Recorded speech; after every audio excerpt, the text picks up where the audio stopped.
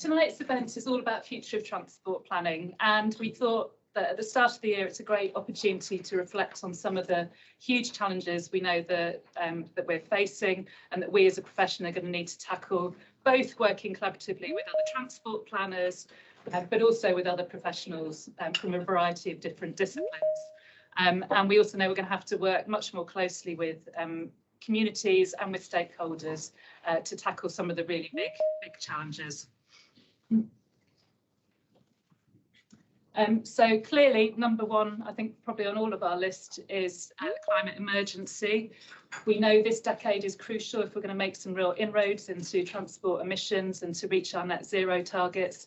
So what are we all going to do differently to start to really make a difference to transport emissions? We also know there's a huge challenge around the cost of living crisis, around housing. And again, I think transport planners have a huge contribution to make to tackling that challenge. And we want to touch on that a bit tonight in terms of what are the things that we can do as a profession to really come up with new solutions to some of those problems that our society faces. And obviously post-COVID, we're all still coming to terms with how that's impacted people's lifestyles, people's travel needs, and how that might affect the kind of solutions that we're all working on in our day-to-day projects. And similarly, new mobility, loads of new technologies coming on board, and we need to understand how that shapes our cities and how it might support or undermine some of our objectives. So I'm hoping that this event is going to be very wide-ranging. We've got a fantastic panel of speakers tonight. We can touch on some of these big topics. We've actually got 3 speakers in the room tonight. Unfortunately, Professor Gillian Annable is poorly today, so she sends her apologies, which is a shame. Although I know she's speaking in her role as Transport Planner of the Year at the AGM in March the 4th. So if you want to see Gillian speak, she'll be at that event. But we have 3 fantastic speakers here today. We have Jessica Matthew from the DFT, the Local Transport Directorate. We've got Victoria Hills, who's Chief Executive of RTPI and former TPS Chair. And we have Matthew Clark from our new mobility practice at Steer. So the format for tonight is short presentations, about 8 minutes or so. We might allow a little bit longer, given that we've only got 3 speakers, but then we've got plenty of time for discussion. So we're really hoping that everyone in the room and online joins the conversation. We've set up a Slido account, so you can access that using the QR code. Is there any other way of accessing that? Okay, so you just use that hashtag. If you go through to that website, you can submit questions on there. Obviously, in the room, you can use the old-fashioned sticking your hand up. That's fine too. But equally, if you're shy, feel free to put your question on Slido. And I've got a few questions up my sleeve as well, but I'm sure we'll have a really lively discussion. So without further ado, I'm going to hand it over to Jessica Matthew to kick us off, and she's going to talk about the new LTP guidance.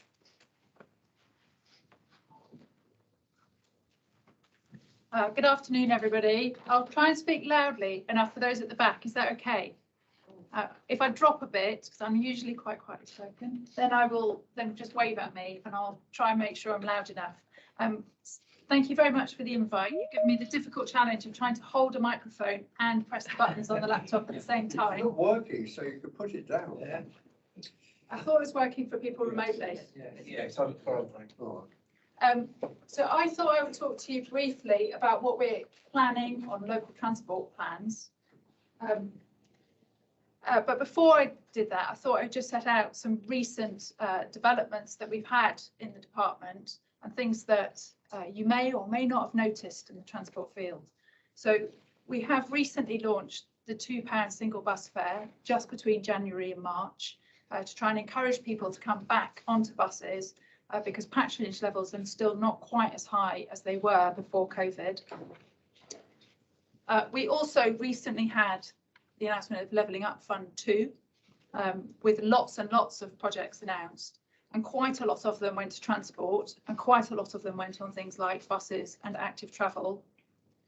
And we've also recently established Active Travel England, and the photo in the bottom right is of Chris Boardman of Olympic gold medal fame, who is the Commissioner for Active Travel England. Danny Williams is the Chief Exec in the middle, and Louise Wilkinson is the Chief Operating Officer on the right. So it is getting established now in York. The other big topical thing that's taking up quite a lot of our time in the Department for Transport, and even more my colleagues across the road in the Department for Levelling Up Housing and Communities, is Michael Gove's aspiration to have devolution deals. And you might be thinking, why is there a slide on devolution deals when this is about local transport plans? But what devolution deals do quite often is put local authorities together. So in the North East, there are 7 local authorities in the North East devolution deal that was announced over Christmas. That means they will have one local transport plan. And as some of us were discussing just before this event started, I think that's a good thing for transport and transport planning. My personal prejudice is that quite often local authorities are a little bit too small to do local transport planning. It's a Victorian system, and transport's changed quite a lot since the 19th century. So doing it on a slightly larger scale is a good thing. I'm not going to patronise this audience by explaining what a local transport plan is. I suspect most of you know that it's set out in statute. It's a legal requirement for a local authority to produce a local transport plan. It's supposed to set out what future investments and how transport should run within the area. It's supposed to cover a reasonably long period of time. We used to mark local authorities' homework in the department. We haven't done that for a very long time. As a result, some of them have lapsed a bit. But we do still think that local transport plans are a really important part of the transport system, because you don't need me to stand here and tell you that transport is complicated. It costs a heck of a lot of money, and it takes quite a long time to deliver. So if we don't think about what we're going to do before we start, we're almost certain to get it wrong. It also poses quite a lot of problems, the kind of things that economists like to call externalities, with decarbonisation or safety or all kinds of other trade-offs or problems. And the local transport plan is a good place to explain how the local authority is going to tackle some of those trade-offs and what it thinks it can do to resolve some of them. And it also is a place to set out how much it's all going to cost. So because we think they're really important, we have repeated it in several government strategies and said that we would really, really like local authorities producing local transport plans. Clearly, the topic of the overall strategy changes the tone slightly in the way that that's phrased, but I think the message is pretty consistent. We would like local transport plans, and in a moment I'll touch on the commitment in the bottom left-hand corner about quantifying carbon reductions, which I think is new and shows just how important decarbonisation is to us. You'll also be aware in this audience that there are an awful lot of plans already. We're not really asking people to produce a lot of new ones. There's a local spatial plan. I think that's one of the most important plans a local authority produces.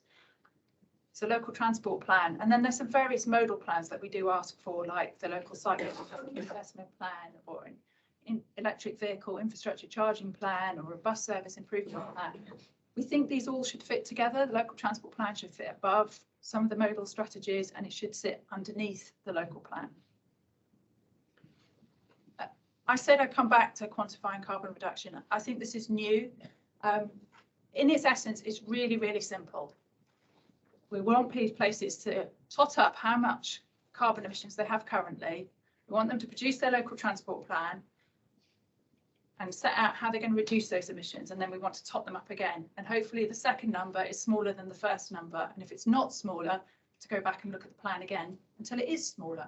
That's really it. It's dead simple, except that, of course, we do know that totting up carbon emissions is a fiendishly complicated thing to do. So we have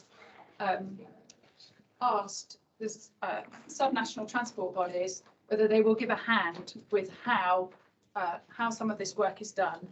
We're not so worried about some of the big combined authorities, but some of the smaller authorities we think might find it really, really quite tricky. So we have asked the subnational transport bodies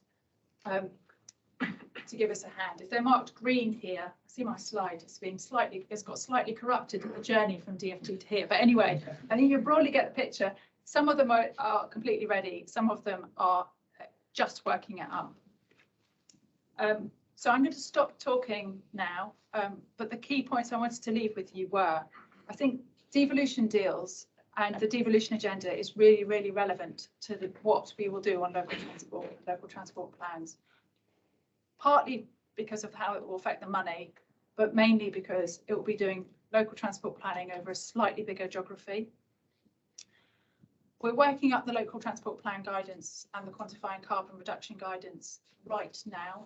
So a lot of the emails sitting in my inbox today are on this topic, so it really is very live. We will go out to consultation shortly. Clearly, we've got local elections coming up in May. We're not allowed to publish things in the run up to local elections. That might affect the timing a little bit. We have done quite a lot of big significant things in the last few weeks and months. So I think setting up Active Travel England is a really significant development. It has a lot of staff, 98 staff, that's quite a lot for a government department to put into one of its arm's length bodies. I think the Levelling Up Fund has given a lot of money to transport and is definitely worth looking across its allocations to get a flavour of the kind of things that this new set of ministers are interested in. And I think the £2 bus fare is quite symbolic of the investment and interest in buses. We were talking just before this started about how buses can be a bit of a Cinderella service. I think that shows that ministers have really noticed the importance of buses and their importance in the Levelling Up agenda. Local transport plans will be the focus of how we interact with local authorities in the future. The Levelling Up white paper talks about having fewer competitions in the future and setting multi-year funding. We can only do that. I can only persuade the Treasury that that's a sound investment to make if I can be reasonably clear what places are going to do with the money once they've got it. Local transport plans should be holistic place-based strategies. That's the kind of thing you'd expect me to say. And I think they really do need to set clear plans for decarbonisation. Thank you. Thank you.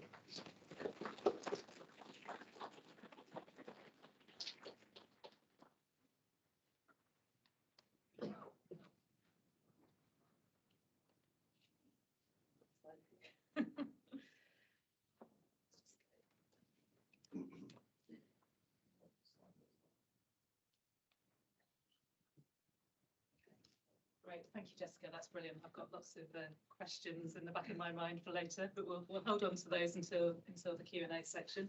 So next we've got Victoria Hills, who's the Chief Executive of the RTPO. Over to you, Victoria. Thank you very much, Nicola, and thank you very much for the invitation to be here this afternoon. It is actually a bit like Back to the Future. Nicola and I actually go back quite a way together. We were on an MSc transport planning in Oxford Brookes last century. That's how far we go back. And I left Steer Davies Gleave, as it was then, in 2002. And of course, as you mentioned, I was chair of the Transport Planning Society from 2009 to 2011. And it's a real treat just to take time out from the day job, which is now wasn't on my career path to end up running the Professional Institute for Town Planners. But nevertheless, that's where I've ended up currently. But it is a treat to take time out to answer the exam question. How can we work with the planning profession more effectively in 2023 to deliver better land use integration, which was partly a reason why I got into the job in the first place, actually, last century. I haven't got any slides. I'm just going to share with you some musings that I've jotted down. So if you see me squinting, it's a terrible habit I've got of writing things down very quickly, and then I can't actually read my handwriting. But we'll see how we go. I'm trying not to tell jokes these days, but I have got a one-liner for you, a monorail. I said you'd laugh. Apparently, I told that joke 10 years ago. It wasn't funny then. It wasn't funny now. But he likes it. He likes it, so it stuck with him. Yes. So actually, I can only vaguely remember telling that joke. But anyway, next time I come, I'll have better jokes. But I'm going to structure this around sort of three frameworks, if you like, my observations as to what we need to do on policy, structural and funding. But then I've got a long list of solutions, trying to be solutions focused as to how we can actually get the things working much better. And really great to come after your presentation, because there is some, though we didn't prepare, there is some similarity in some of my solutions to those you've just alluded. The first thing is it's quite complex, talking about the policy framework. So if we think about the world of land use and then transport, and some of what I'm saying is much more land use focused, which I guess that's helpful in a sense, because whilst I started my career in transport planning, that's not really where I am now. A lot of you are transport planners, so bringing that land use focus in. At the national level, we've got a lot of noise about the Levelling Up Regeneration Bill at the moment, which is on its way to getting royal assent. And that makes it very clear that a strong planning system, unlike my voice, sorry, I've been hanging out with apprentices this morning, I'm losing my voice already. A strong planning system is essential to delivering levelling up. Without it, it's not going to happen. We've got the National Planning Policy Framework, which wouldn't usually get daily headlines, but it does because it's all tied in with housing numbers, green belt, and you name it, it is in the news quite regularly. And then you've got within that policy framework, beyond the usual planning stuff, the local plans, which I'll come back to, you've also got a lot of tools that relate to your part of the world, and probably the more significant one of those, which I'll come back to, is a manual for streets, actually, and the revision to that. Within the what I'm calling the structural framework, which is how you get things done, yes, you've got this devolved area, and we've seen that in London for the last 2 decades, but increasingly now you've got the city regions, the combined authorities with new powers. Some of them have got new powers, but certainly new ambitions. We've got another area that things happen at is that county district area. And that's an interesting one, and always has been for transport, because you've got one authority that's responsible for the land use, and you've got one authority that's responsible for the transport. Sometimes they're really aligned, and sometimes they're not. And where it really starts to pinch is when one authority collects the infrastructure levy, but the other one needs to spend it. And perhaps we'll come on to that. And then the other part of the structural framework, the bit that perhaps is working better is where you've got the unitaries.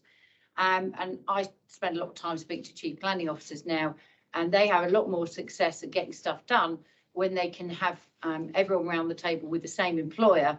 And by that, I mean the highways engineers with the planners, who all are answering to the same elected leader, does actually help from a structural perspective.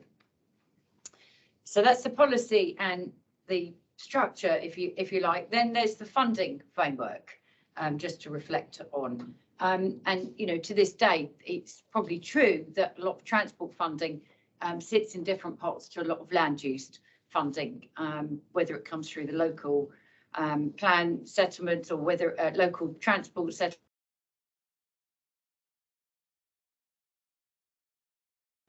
Very, very different system to the planning money, which comes through the community infrastructure levy, comes through Section 106 agreements, or it just comes through the betterment that's been delivered. And sometimes those bits of money come together very well, sometimes they don't. And there's all other new bits of money as well. So speaking to local authorities, many of them are in the business of chasing the levelling up funding, or the investment zones funding, or high streets funding, or active travel funding, or you name it, there's a fund for it somewhere in a government department. The next one will be biodiversity net gain funding, and you know there's a whole load of environmental funding coming down the line from DEFRA, we hope. And so I guess that just kind of illustrates that it is a really, really complex set of circumstances that leads us, some of us who've been in our career now going into our 3rd decade, still talking about lack of integration between transport and land use, because you've got a very complicated policy framework, you've got a very complicated structural framework in terms of who actually does it, and then you've got a very complicated funding framework. And, you know, that is just the way it is. You know, the two government departments that probably need to work close together are only separated by a road, but they answer to very different tunes, and they've got slightly different agendas, and perhaps they don't always meet as much as they could do discuss. The other part of this complicated structural stroke policy framework is the current consultation on the MPPF that is consulting on national development management policies, which might not immediately seem that important for transport planning, but could be because it's the nationalisation of some policies. We don't know which yet because the consultation's not happened. And what does that mean for transport planning at a local level or a regional level? We just don't know. So moving on to solutions, I've got a long list of ideas. Actually, I'm very fortunate. I've been in this job now for nearly 5 years. So I do have lots of solutions and, you know, reflections of having worked for all 3 mayors of London, seeing what works in London, and now having the fantastic luxury of being able to go out around the country, the UK, but also internationally to see what works. One of the challenges we've got, which I appreciate many departments have, possibly DfT also, is, you know, that lack of consistency.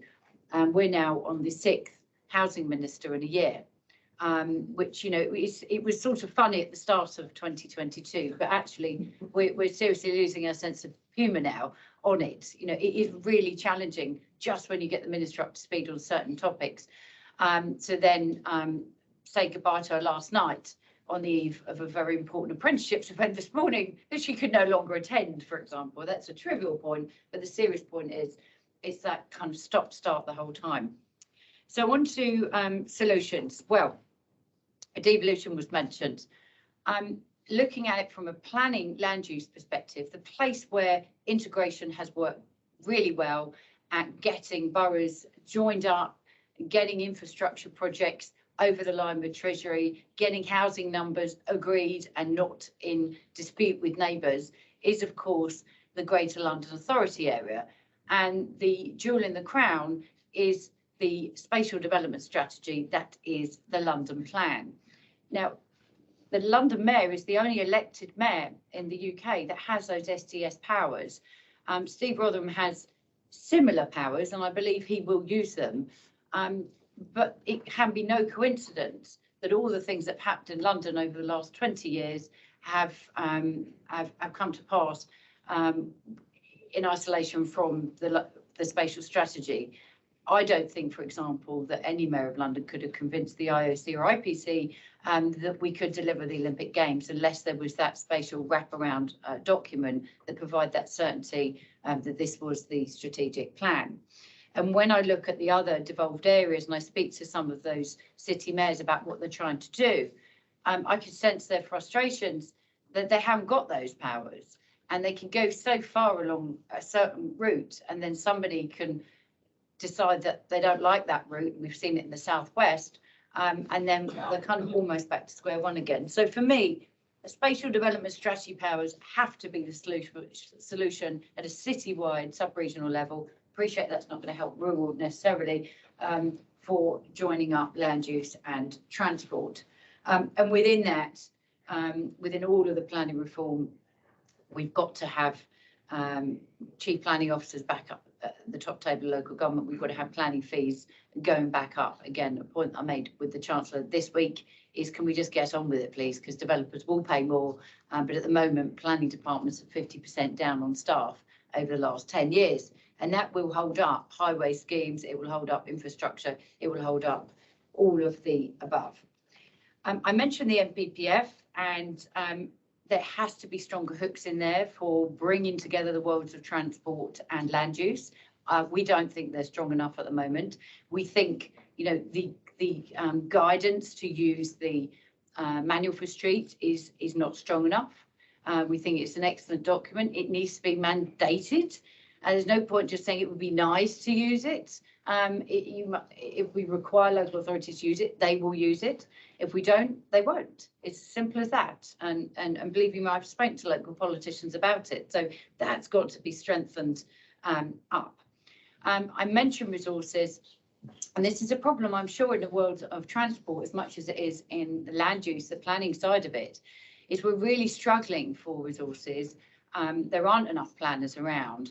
and there aren't enough specialist services around, which will impact transport as well. Things like ecology as biodiversity net gain comes in. So a solution is to share some of those services across boundaries, and we've seen Greater Cambridge do that, for example. We think we need a lot more of that as one of the solutions.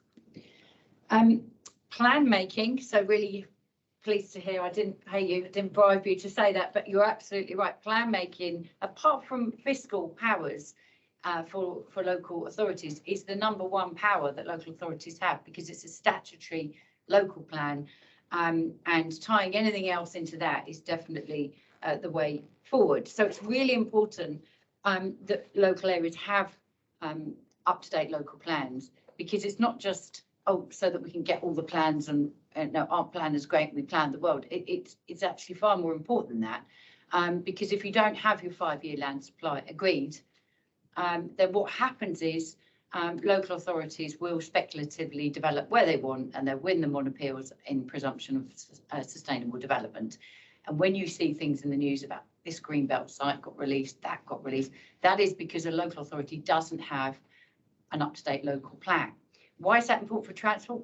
Well, I'm sure it's obvious to all of you, but these sites are in the middle of nowhere. You know, there's no transport, they're not using brownfield, they're not densifying, they're not in the centre, because they're what I call, not quite the hostage sites, as another word, it will come to me.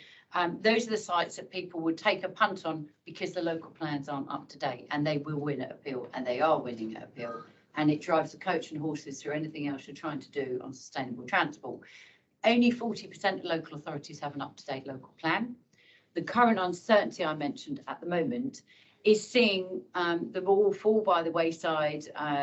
Those of you who follow any of this on LinkedIn will see that, you know, there's leading barristers and cases keeping the tally now on how many local authorities have said, we're not going to update a local plan because we're waiting to see what the government are doing with the planning form. So the solution there is certainty, and I will be saying that to the new housing minister. Said it's the other one 3 weeks ago, but when we get to sit down with the new one very shortly, we'll be making that point. Another solution to integrating transport and land use is being able to better quantify the benefits just beyond just transport benefits. You know that, but something we've tried to do at the RTPI is a Treasury speak business case called Invest and Prosper, which is, you know, for every penny you invest in planning, this is what you get. So there are some fantastic stats in our research, and I'll happily send these around afterwards. For example, you know, a well-planned neighbourhood supports 59% of NHS recommended weekly activity. Well, it's obvious. I mean, you know that, don't you? Because it means you can walk and cycle. You don't have to just drive everywhere. But sadly, the Treasury don't quite get that yet. So, you know, it's that investment upstream that really impacts downstream many, many years after things were agreed in local plans. Digital and data has been mentioned, and making better use of that is already here. For those of you who listen to the likes of Times Radio, if you're working from home, as I do, you know, the Meta adverts are fascinating. Has anyone heard the Meta adverts? You know, welcome to the metaverse. The first bit of it is we've created the metaverse to help the surgeons of tomorrow practice the surgery, and the highways engineers of the future plan the roads. It's there already now. They've created it. So we've really got to get with it. That's mainstream lunchtime radio now. And it sort of jolts me. It's like, wow, I'm going to need to get in there and find out what it's about when I get some time, but not quite made it yet. So where am I? Only a couple more. You cut me off if I'm speaking too long. No, it's okay. Collectively, as a built environment professionals, we need to get better at telling the story about what we're doing. Because there's lots of people in the general public just don't understand it or get it, or quite frankly, we're at the back of a very long queue for other things that need public funding at the moment, you know, without spelling it out, but we are all conscious of what's going on and the cost of living crisis and all the rest of it, but being able to demonstrate the purpose of what we're doing and why we're doing it and why it can help deliver some of those better outcomes downstream is really, really important beyond just a carbon saving. We've really got to make far more on health, far more of that, I believe. And so One thing we've been doing is working with content providers. There's an organisation called Content with Purpose that we're working with to create stories and films and podcasts to start pushing this stuff out to demystify and myth bust, if you like, what planners are doing. And I would commend that transport planners think about doing the same, to shake off any images of, you know, the highways engineers or, you know, the geeky modelers or whatever, which, yeah, we need all of that. But actually, you know, stating your relevance now is going to be very important, particularly as we move forward, you know, to welcoming in a new government at some point, and why it's important now to really invest in this stuff. I mentioned I was with apprentices this morning. We launched our Chartered Town Planner apprenticeship back in 2019. It was a bit of a struggle then with the government to get it over the line. We got it over just before the pandemic. So you can imagine the joy today to be up with the Vice Chancellor of London South Bank University. They've now got 230 town planning apprentices and growing weekly through this apprenticeship route. And it's a fantastic way of bringing the next generation in from a broad talent pool who would never ever thought of going into a career in town planning or transport planning. So that is something that I know TPS has probably been looking at, and there is so much hunger out there from business to get on and do this. And I genuinely think it's part of the solution, because bringing in some of those fresh ideas is going to be very helpful as we welcome in the Generation Zers who have had a pretty rough time in the pandemic and think very differently about the future world to some of us older folk, and you know, have a very valid contribution to make. So my final point, if you like, my final flagship of the solutions, I talked about devolution, but the real jewel in the crown in devolution is actually fiscal devolution. This isn't a political point here, but I do think some of the metro mayors who were very vocal about their annoyance at not doing so well in the levelling up funding made a very clear point that if they have been elected by the region, could they not just have had a devolved amount for them to allocate locally, rather than it being done centrally? And when I look at what London has been able to achieve, a lot of it has been through the spatial plan, but a lot of it has been because of the financial deals that were done with Treasury to underwrite some of the borrowing.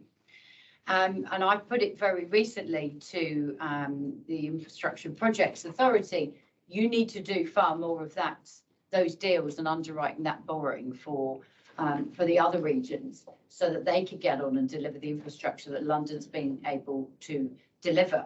And you know, we need to move away from, and you may tell me, well, we've left this, and that will show that I'm out of touch, but we need to move away from 25, 30-year paybacks for business rates or for SIL. We need to move away from that. If you can domestically borrow for your own house a 50-year mortgage now, then I'm sure it's not beyond the wit of man that you can borrow for a railway over a 200-year period. That's really where we need to be thinking. So fiscal devolution, stretching out the borrowing, and enabling some of those metro mayors to be the masters of their own destiny in a way that London has benefited greatly. And, you know, that's certainly a message that I'll be taking to the metro mayors as I continue to meet with them. And I wish them all well with it. So I guess in summary, I think, you know, in terms of how we can work better with the planning profession, to get more effective land use integration, I think the tools, I think the solutions are there for us, actually. Some of them I've set out, you'll have others. My own view, not that of the RTPI, I should say, is there is no point sitting around waiting for government to come up with solutions, because you will just be waiting a very long time. It's for us as professionals and anybody in industry to just get on with it, actually, and come up with the solutions and be innovative, because they're not coming from government anytime soon, because there are other broader distractions which we see playing out in the media. So, you know, I would say the future is bright. The solutions are there. We've got the test case in London. Let's build on that. Cities of the future, but of course, let's not forget the rural as well. Thanks very much for listening.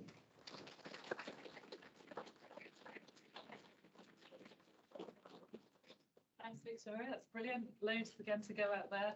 Lots of focus on plan making, which is good, but also good to get into some of the governance and some of the fiscal elements as well. So I'm sure we'll get into that in the Q&A. So last speaker, and then we'll go into discussion. Matt Clark, who heads up our new mobility team, is going to talk a bit about the role of new modes, technology, and how that might shape the work that we will do as transport planners. Thanks very much, Nicola.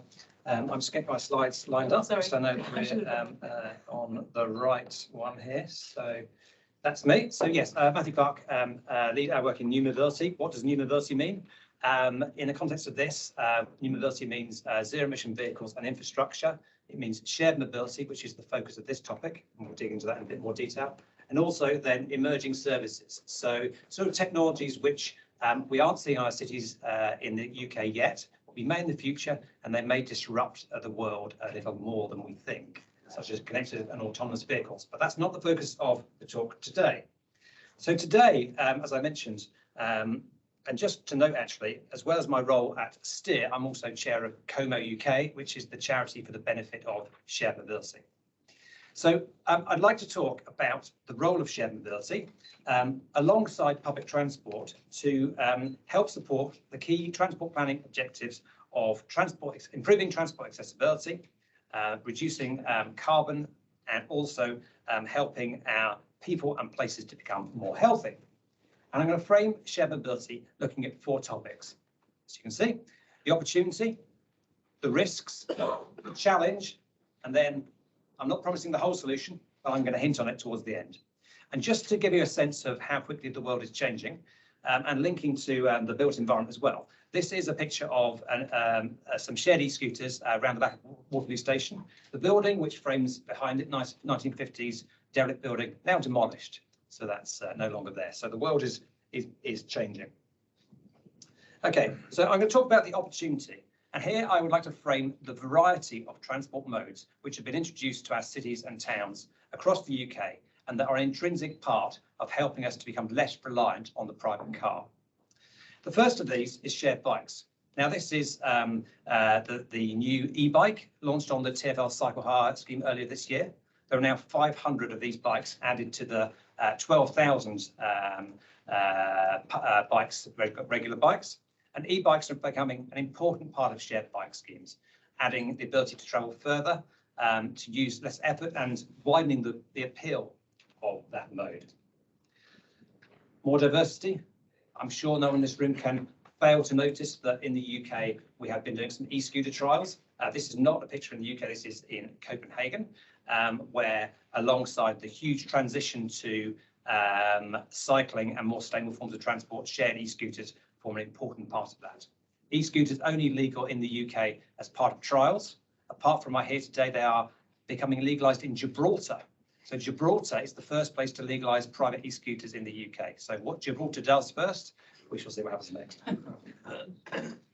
Shared cargo bikes. So a couple of years ago, if someone said to me, will we be seeing shared cargo bikes, e-cargo bikes on the streets of the UK anytime soon, I would have said no. These are bikes in Hackney. We've also seen some bikes on the street being tested in Manchester. So this is starting to happen. So providing bikes for those trips where perhaps you need to carry something, whether it's people or goods, I'd suggest we won't be carrying people in those, given the little lid on the front. More diversification, shared e-mopeds. So clearly a minority mode in the UK, people using motorbikes and mopeds, but there is a role of shared e-mopeds, and there are the first examples of those on the streets of London. Then we've got moving up to the next size, so shared electric vehicles. So we'll be familiar with the idea of a car club where we can use a car by the hour on an app-based service. If we add electric vehicles into that, we have lower carbon forms of car clubs. And this example here is pictured in Paris. This is a very small electric quadricycle launched by Citroën, which has a much smaller form and is perhaps the antidote to the large SUVs that clog up our streets. Now, I've shown you lots of form factor, but I think it's really important, what does this add to the mix? So there is quite a bit of evidence that shows what the benefits of some of these modes are. And here are some examples from the Como UK, which is an independent survey of car club members. And these are surveys that are repeated year on year and demonstrate the reduction in private car ownership from car clubs. So each car club removing around 20 private cars from the street. Lower emissions as the fleets are newer and often electric, and also providing a cheaper alternative for people who maybe are owning their car as well. And a final one is car clubs also reduce the annual mileage by car. Each member tends to drive less miles. So I said I would talk about the risks. So the risks of shared transport are no different to the risks of any other new transport technology. When we introduced cars to our streets, we spent decades trying to work out where to park them. Eventually, we decided to control parking in cities, and we introduced controlled parking zones, and then we made people pay for their parking. Shared bikes, it's been a faster journey. This is a picture in Wandsworth, and the headline chaos is the sort of thing you see on the BBC News. Now, I agree, that is chaos. And why is it chaos? It's chaos because the coming together of the private sector and the public sector has not worked in this occasion. Operators are operating either with permission of authorities or without permission. And the challenge here is there is not provision for parking of these bicycles. So actually, users want to use them, but there's nowhere to park them. So if we see in some places allocated parking on the street where cars are parked, for vehicles such as this is the way forward. Then we have the equitable provision of services. This is a map of London, and it shows the Zipcar service, Zipcar Flex. This allows you to take a mainly electric car from one part of London to another. As you can see, if you live in, let's say, if you live in Islington, or if you live in parts of Ealing, that service is available to you. If you live in Camden, the local authority does not believe the benefits of this service, so therefore is not allowing these cars to stop in Camden. The cars can drive through Camden, causing traffic congestion, potentially, adding no benefits to the residents of Camden, but those cars cannot stop. So this is an example of the need for a joined up approach. I think many of our speakers have noted this. There are many risks. Another risk is funding. So we talk a lot about, subsidy. So we say we subsidise this, we subsidise that. We particularly talk about public transport subsidy. We talk about road investment. Why do we talk about road investment and public transport subsidy? I suggest we need to start changing the way we talk about things and talk about investing in those modes that have the most benefits. Edinburgh had a cycle hire scheme which was funded by the private sector, and that particular funding model did not work. The operator had to withdraw the bikes, and there is now no public bike sharing service in Scotland's first city. So there are funding challenges, and personally I think that we need to reframe the way we talk about investment and subsidy, and we need to think about the benefits. So moving forward, I really want to set this in the challenge, and the challenge here is, and this is not the elephant in the room, this is fairly front and centre, it's car ownership. When people own cars, they've invested in those vehicles, they're sitting outside their houses, and the moment they use some other transport mode, they are effectively having to pay again. So let's have a look at what's happened in the last 10 years. So the census has just come out recently with data on car ownership. This is reporting data from 348 authorities across the UK. And I'd like people to guess how many authorities have seen an increase in car ownership over that 10-year period. All of them. So total car ownership or car ownership per head of population? How many authorities now have more cars? That's the question. Apart from Greater London.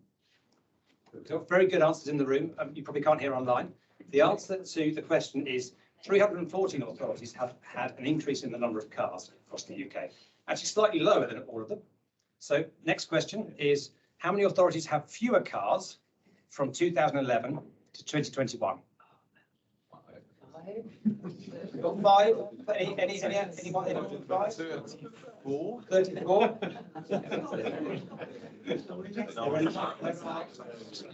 There are 9 authorities that have fewer cars. There are some authorities that have the same number of cars, give or take. That's the difference between the two. So final question, audience participation. How many, and this is a rough number, how many additional cars are there in England and Wales in 2021 compared to 2011? 20%. A number, please. That is a number, but a quantity of cars. 80 million. 30 million. 6 million. 6 million. Oh, well, it's 3 million. So that's on and these not, don't quote me on these numbers, but it's from something like 25 million to 28 million. There's a lot. So this is the challenge we're facing. We have 3 million more cars. And if we remember some of our transport planning policies, are we trying to increase car ownership? I don't think so.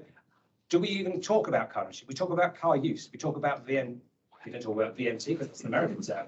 We talk about modal share and we talk about trips by car. If we have 3,000 more cars and only 9 authorities with fewer cars, this is the challenge. So, and this is not the solution, but this is a solution. Okay, we've talked a lot about holistic approaches. We've talked about bringing things together. One of the challenges in our urban area is we have a finite amount of space. We have a finite amount of space to move, and we have a finite amount of space to park. Now, we do a lot of work about movement. We put in cycle lanes, we put in bus lanes. We do a huge amount of work trying to make things flow more well. But what we don't tend to think about is the parking at either end of the journey. Now, I commend Lambeth for producing this curbside strategy, which came out last month. And if you'll indulge me, I'm just going to say a couple of steps from this strategy. And I was actually with Lambeth before this, talking about this, and I think they're one of the first authorities to holistically look at the curb space in their borough. 94% of the curb space in the borough of Lambeth is used for car parking. 58% of households in Lambeth do not own a car. That is not equitable use of curb space. So after quantifying the amount of curb space, they're now setting out a holistic strategy to address this, so that 25% of curb space should be used for sustainable uses. Now, these sustainable uses include many things, including things like parklets and sustainable urban drainage. But given my talking is about shared transport, the things that I picked out were the following things. So Lambeth has said, going forward, there will be a full electric car club vehicle on every street in Lambeth. There'll be a borough-wide network of bike hire locations, no more than 5 minutes walk from every household. Shared cargo bikes will be available. Again, no more than 5 minutes walk from all households. And local high streets will have access to a shared electric car. So I'm just going to leave you with a thought that we really need a holistic approach to think about how we use the space in our cities, and that shared mobility is the glue that goes together with public transport to provide a realistic alternative to private car use for many people. Thank you.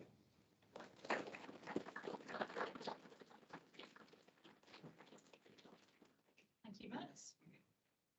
Loads of questions coming in on Slido, so I might take us straight to some of those, but also equally happy to take some questions from the room if anyone's got any burning questions. There were a couple of questions for you, Jessica, about the LTP guidance. One was asking for a bit more of a steer, which you may not be able to give us on when we might expect it. Is it ready to go? Is it just waiting for ministerial sign-off, or are you still beavering away at it?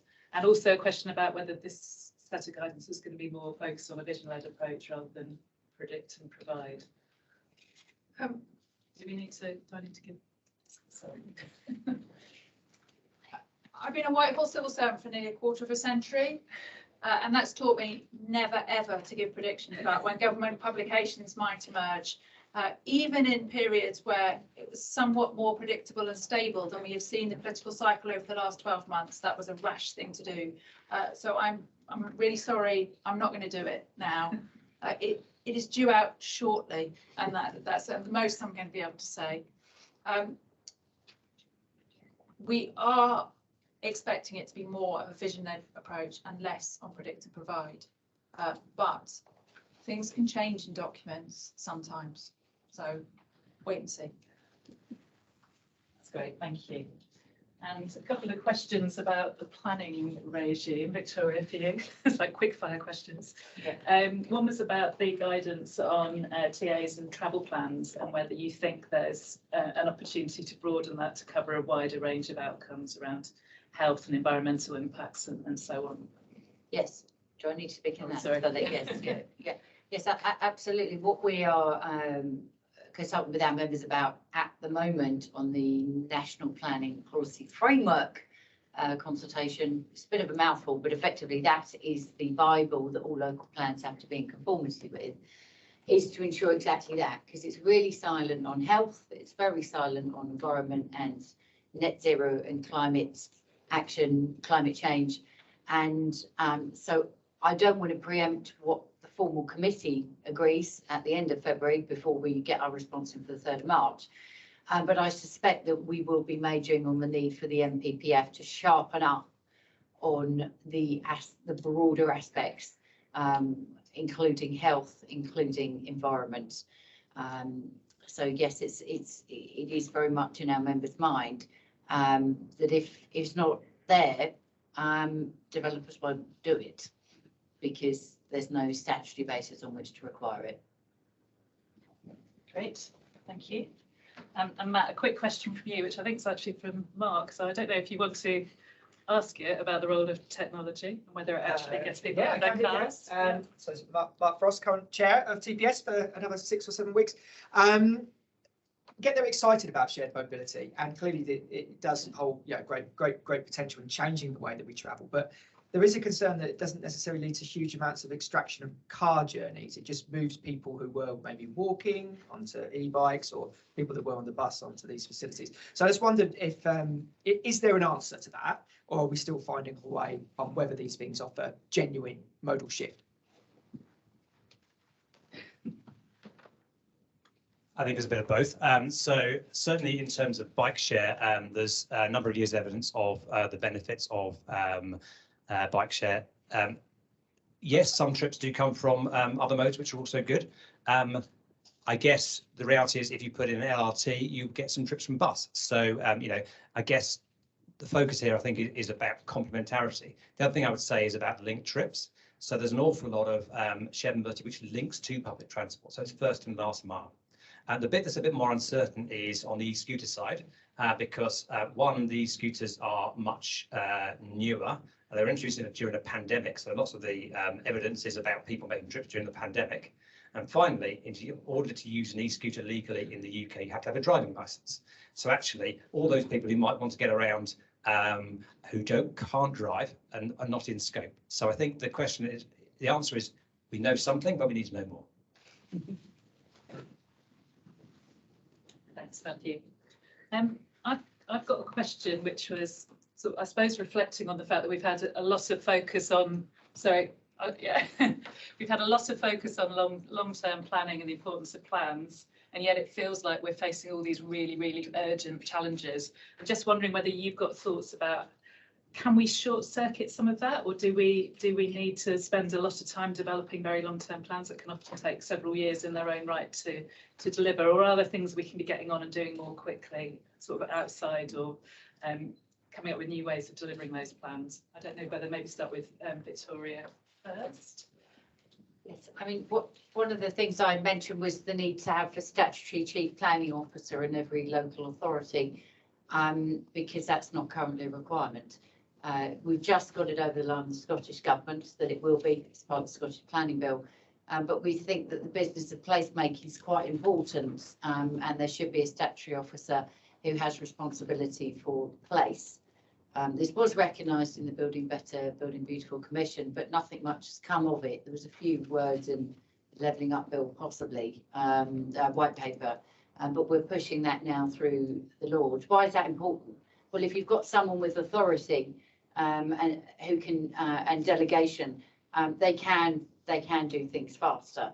Yes, it is very important to have your statutory local plan that's recognised as such, but actually having the right level of authority, what I call in very basic terms, somebody who's holding the ring and joining the dots, but has the authority and some level of delegation to get on and do things real time is really important. And that's what's missing in local authorities at the moment. We have seen through our own research the watering down of that importance of that role. So when I started out my first job in local government over 20 years ago, you know, the chief officer, planning officer, and again, it's applicable to transport because there used to be, you know, chief highways engineers or engineers in counties, they've all gone, you know, and it's where are these people who are actually being able to find that innovation, find ways to get things, the right outcomes to happen.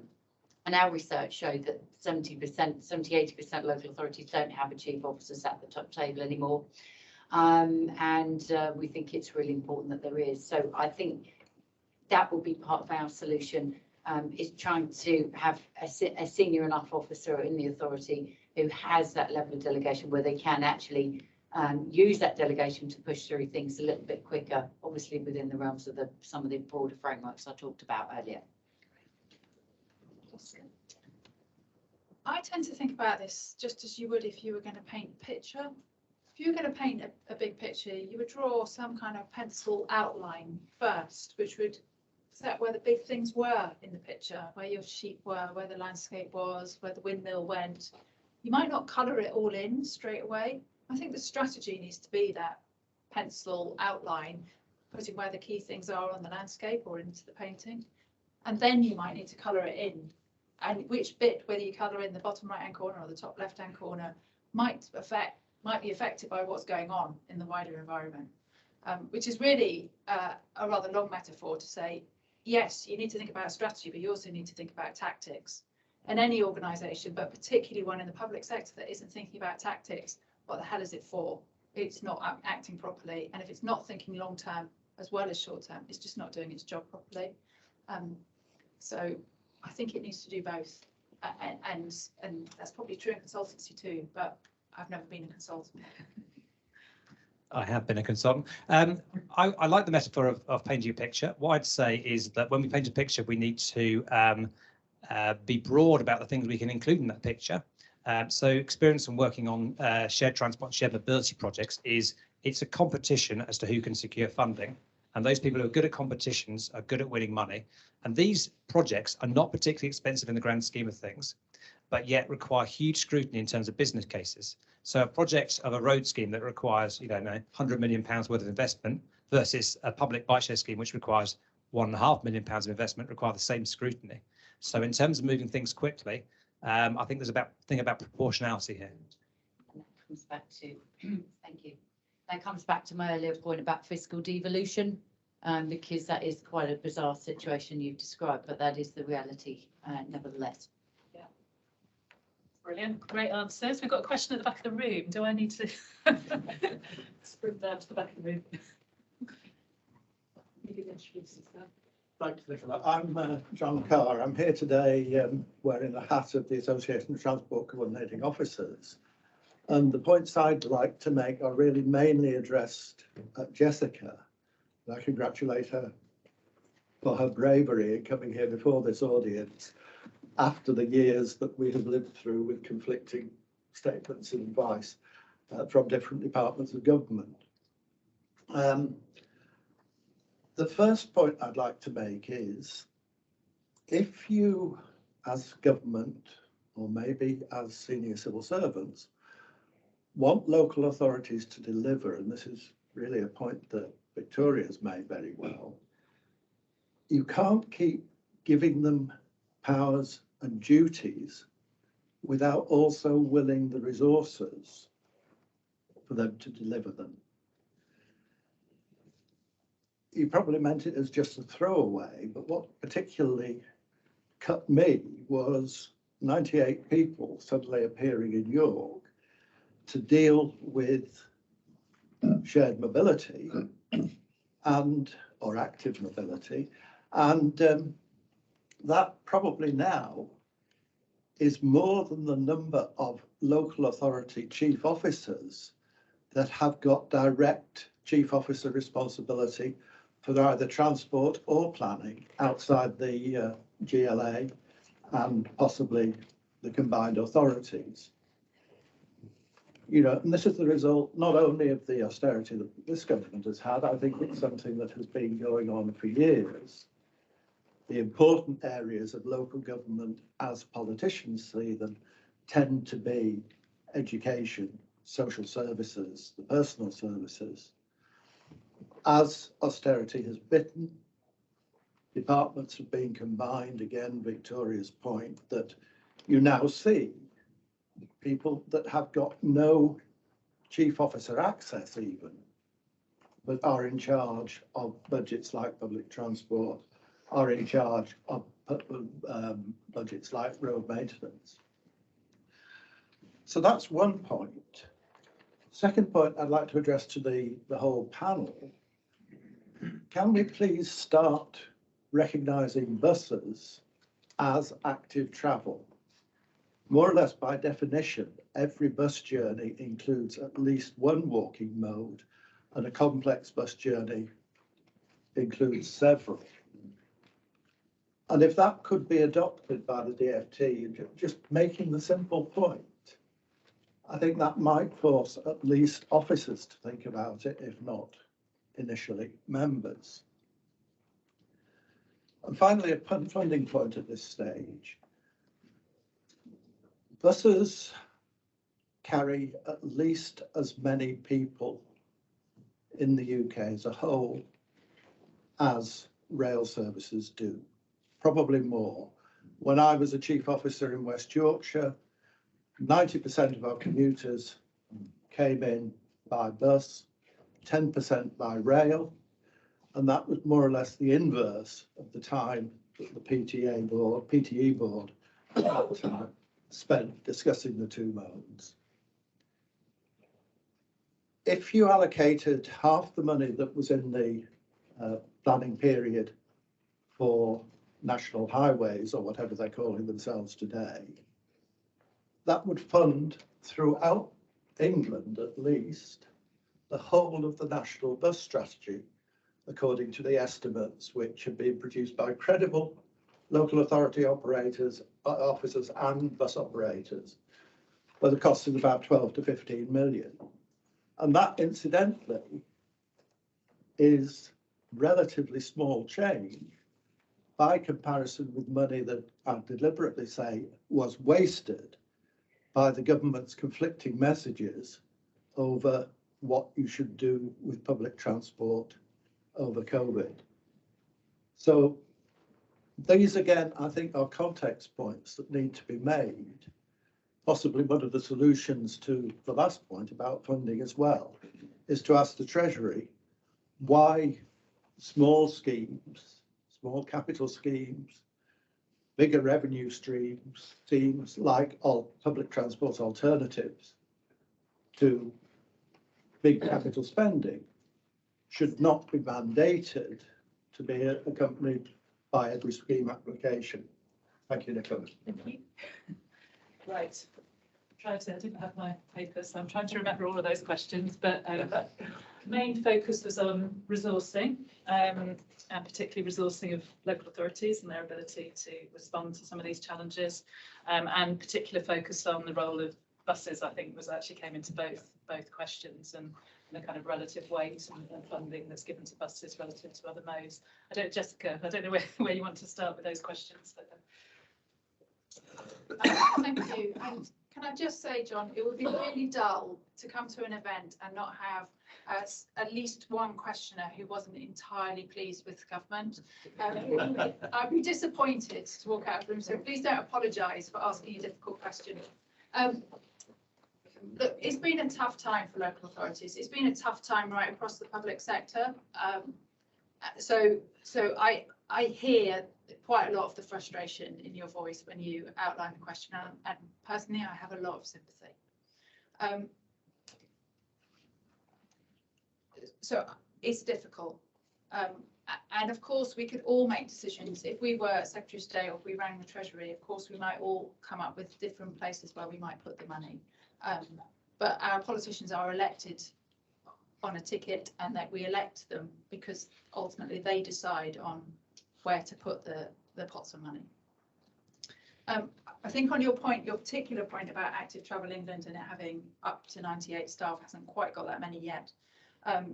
It partly reflects there will be a statutory consultee in the planning system, so it's not that is a transport function, but it's at the interplay between transport and planning. And I don't think we should see it in competition with local authorities. Just because Active Travel England exists, I think it will help many local authorities do what they're trying to do. It will be a centre of expertise, but I don't think we should see that it's going to diminish local authorities instead. I think it's going to add to this agenda in total, and I think that is actually good for everybody. And I think we agree with you that buses are really important. I'm actually seeing much more interest in ministers on buses than I have for a very long time in the department. I do think that buses are have been for a long time a bit of a Cinderella service. My personal prejudice is that reflects who the different users are for different forms of transport, and that the wealthier the people are and the more noise they make, and the more noise they make in the media, the easier it is for politicians to notice when there are problems in those services. So I think who the users are does make a big difference, as it does in lots of other aspects of society. I think that covers your main points. I hope I haven't missed something. Could I just say, I didn't intend to convey that Active Travel England is in any sense in competition with local authorities for funds. What I was saying was, you know, you've got a new agency established almost overnight in government terms, and services, traditional services, which are declining because their need for funding is being either ignored or overruled. Okay, I think you, do you want to say anything more about resourcing, Victoria? You covered that quite heavily. Get on to buses if you want, but there are other questions. Yeah. So we've got 2 questions in the room. Start here and then come to you, Ben. Thanks. Hi, Roger Geffen. Part of the week I'm Policy Director at Cycling UK, and the other part of the week I'm coordinating the Low Traffic Future Alliance. With my Cycling UK hat on, firstly to congratulate DFT on getting Active Travel England set up. Really pleased to see it there, and I really hope it thrives, and definitely hope it's not in competition with resources for buses. We're definitely on the same side of that one, as I say, with my Low Traffic Future hat on. Can I go back though to your opening point, Nicola, about the importance of the climate crisis? So I'm going to sort of step back and do a bigger picture question. The government as a whole has now got to come up with a strengthened net zero strategy by the end of March, because the court sort of held that its previous one was inadequate and inadequately quantified. And at the same time, we've got today an article appearing in Local Transport Today from Greg Marsden, who has been probing away at the government's assumptions behind how its transport decarbonisation plan were actually going to get to net zero. And his verdict, after 2 pages of really thorough analysis, is that we're currently appraising transport projects against background assumptions that are nowhere near net zero compliance. I'm pretty close to his precise wording there. I'm just wondering, therefore, whether can you say anything, Jessica, about what is the Department of Transport doing to help contribute to the strengthened net zero strategy, and whether you would welcome input, whether the government would help welcome input into strengthening net zero strategy between now and the end of March, alongside everything else that's going on. I'm going to take Ben's question first, and then we'll go back to the panel. Yeah. Hi, Ben Plowden. I'm a board member of the Transport Planning Society. I think this is a question for Victoria and Jessica. So Victoria picked up this situation in London where the mayor has his spatial development plan powers, but he also produces a transport strategy which must by law be in conformity with the spatial plan, and the boroughs must also produce transport plans. Sorry, they're struggling to hear. And the boroughs must also produce spatial plans and transport plans that are in conformity with those 2 plans. I'm just wondering how outside London it might be possible to recreate that kind of degree of legal integration that then drives the policy process, given that the legal framework is very different from other authorities. Is that possible, and how would you do it?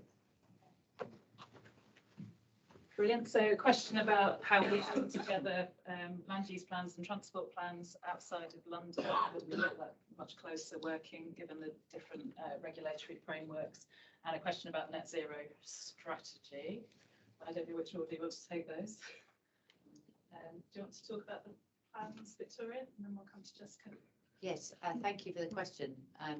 It kind of goes to my earlier point that the way that devolution has been set up in the other regions is, and please, I don't know if there's any press in the room, are there? I should have asked that. Please don't quote me on this. It's sort of, they've been sold a duff deal. You know, they've been sold you can have this combined authority, you can have all these powers and this devolution, all the rest of it, but they've not been given the same deal as London, or been offered that deal, with the exception of Andy Street, who has been offered it and actually said he didn't want it, and that's entirely separate political reasons we won't go into this panel. Happy to talk about it offline afterwards. And so it's perfectly possible to do with the statutory instruments that they have been given, their devolution deals. They could have been set up in the same way. It may, I'm not a lawyer, it may have required an Act of Parliament, a la the GLA Act, but you could easily do one Devolved Areas Act, the whole lot up. I mean, we had a Localism Act in 2011 that enabled them to set up mayoral combined authorities. If there isn't provision in there already to do the same, you know, there's a bill going through now that could have had it in there, but probably won't now. So it might require primary legislation, but it might only require secondary legislation to do it. But the trickle down or the integration you described is exactly what's needed everywhere else. And I can't fathom out why it hasn't happened, other than those other devolved areas weren't as ahead of the game as perhaps London was in negotiating what went into that first GLA Act or not. And let's not forget, you know, a big champion of making sure all the powers were in the right place, and what we got was what it should have been, was the first mayor of London, who had effectively been sat dormant for 15, 20 years working out what he would do if he got the power again. So London was well advanced. My challenge is to Metro is learn what London has, and you can be helpful to the government in these devolution deals, because there's a reason why the government's given you these devo deals, not, you know, so you need to be bolder in asking for what London's got, and that's spatial development strategy powers, and it's also fiscal devolution. So I think it's perfectly possible. It just requires some drafting of legislation, or maybe not. Maybe it just needs statutory SIs that could hang off the back of the 2011 Act that enabled them to have those powers in the first place. So I do think there's actually a role for consultancy in helping to get these areas better organised, because again, you know, I don't think we've got anyone who works for a combined authority in the room, have we? Have we? No. Then I'll say what I'm going to say next. You know, my experience of going out and meeting with some of the mayors and some of the teams they've got around them is they haven't got a fraction of the team that the mayor in London had around him, and that's plural him, all three of them, in terms of what they had at disposal with the GLA, with Transport for London, which was, you know, the LDA, all the other strategies, just so much better organised in that experience, and it's just not there in the regions. There are some good people working for the devolved mayors, but they don't have that same level of experience and expertise, and they do need help. So I think there is actually a role for the consultancy sector, which goes down possibly better than saying that they need help from London, because that doesn't go down so well. You can answer the next one. I can't remember what the first question was. The first question was about net zero, but can I pick up Ben's point first of all? I think, and this is stretching my knowledge, but I think the combined authorities outside London are set up in a very different way. They're much more dependent on their districts. Their districts have quite a different say over the relationship with the combined authority than is the case between the London boroughs and the Mayor of London. At the moment, as Victoria mentioned, there are a number of devolution deals being negotiated. The devolution deals have an extraordinary ability to implement all kinds of things. because normally in a normal run of things, you would need primary legislation to set this kind of thing up. I think, I'm not a planner. It's a long time since I've been in the Department for what's now called Department for Levelling Up, but I think you would need primary legislation. That'd be my hunch. And getting primary legislation is as rare as hen's teeth. But the devolution deals allow any power that is in law for any public authority to be copied across. And so you can just raid it with magpie-like. So now, if a lawyer were here, they might tell me that's a little bit simplification, but broadly, I think that's my understanding how devolution deals work. I'm not close enough to the Greater Manchester and the West Midlands deal to know in detail every single thing that they are arguing for. I haven't spotted that they have been arguing for this. I think my first question would be, do they want it? And I might be wrong. I just might not be close enough to it to know. Maybe they are. And then the government would want to consider it, I think. On Roger's question about net zero, yes, I am aware the government needs to come up with a plan on net zero by the end of March. I know my colleagues are thinking about it actively. It's still only early February, Roger, and as discussed on local transport plan guidance, best not to say what's going to be in a government strategy until it appears. Would we like some help? I suspect if you'd like to write in with words of wisdom, we would be very, very happy to receive them. Just one observation, and I'm not an expert on the powers of mayors and so forth, but I remember listening to or reading an article about the powers of mayors in other cities, and that while the Mayor of London has many more powers than mayors of combined authorities, the Mayor of London has very few powers compared to other mayors around the world. So I think this is interesting, maybe take a peek outside our own country to see what powers we might wish for. Although I also noticed that devolution is good and postcode lottery is bad, and I think they're the same thing. Brilliant. I think on that note, we ought to wrap up. I was a bit worried whether we would stick to our original time as we had one less speaker, but there was plenty to talk about, and we could probably continue talking for some time over a drink and a nibble in reception. So thank you very much for everyone who's joined in the room. It's lovely to see so many faces here. We are going to stay for a drink if anyone would like to join us. Thank you to everyone who joined online. I hope you've enjoyed this evening. We covered a lot of ground. There's still plenty of questions on Slido, so maybe we'll have a think about how we can share some of those back. And thank you particularly to our three speakers, to Victoria, Jessica and Matthew, for again covering an awful lot of ground, being very open and honest. Yeah, it's great to have you here tonight.